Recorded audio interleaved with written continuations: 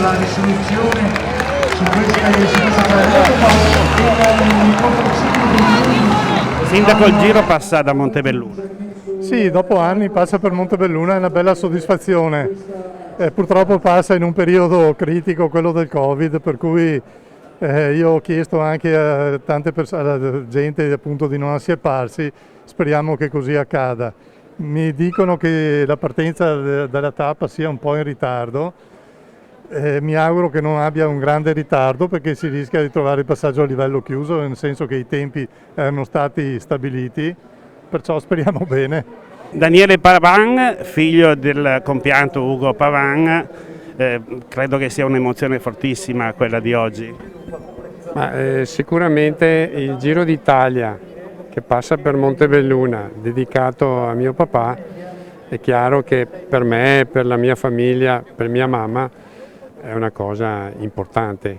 Devo ringraziare chi ha permesso questo, e cioè l'amministrazione comunale e tutto il mondo del volontariato e soprattutto una persona in primis, Antonio Netto.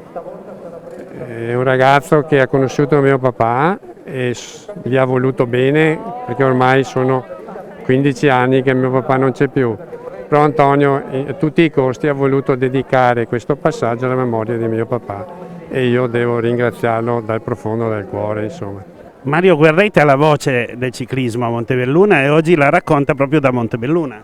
Insomma è la mia città e poi da tanti anni mi occupo di questa disciplina sportiva, ma ricordiamo che Montebelluna ospitò una edizione straordinaria del Giro d'Italia nel 2001, era il 31 maggio di quell'anno, vinse Matteo Tosato, corridore di casa, quindi festa grande per gli sportivi montebellunesi e per tutti i sostenitori di Matteo Tosato, che fra l'altro vestiva la maglia di un'azienda locale, Fassa Bortolo, compagno di squadra del leader della classifica.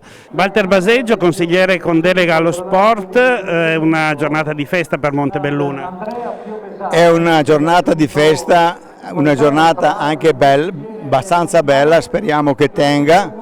E diciamo il passaggio sulla nostra città è una cosa veramente importante dove io ho cercato anche di collaborare con i dirigenti per avere questo passaggio e diciamo che avrei piacere che fosse qua anche il nostro ex sindaco Marzio Favero perché diciamo che questo passaggio era anche per festeggiare quello che lui ha fatto in questa pedonalizzazione di questa bella piazza.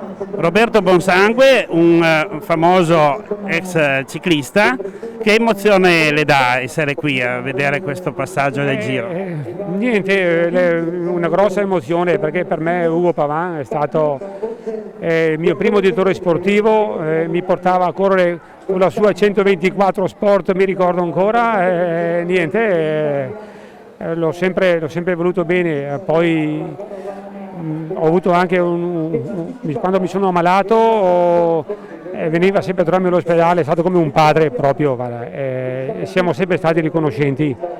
Niente, non so cosa dire, mi sono emozionato quando che l'altro giorno mi hanno menzionato sul giornale, ho visto che facevano qua una manifestazione per Ugo, ho telefonato all'organizzatore che avevo piacere di partecipare perché per me Ugo è stato come un padre, oltre che un grande personaggio. Insomma.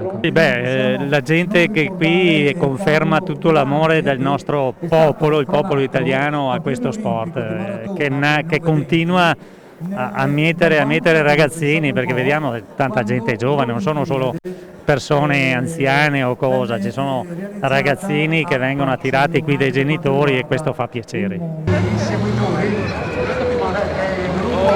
Arriva il gruppo. Sta proponendo qualche tentativo. Madonna, guarda qua, si tira uno, si fa un testeria.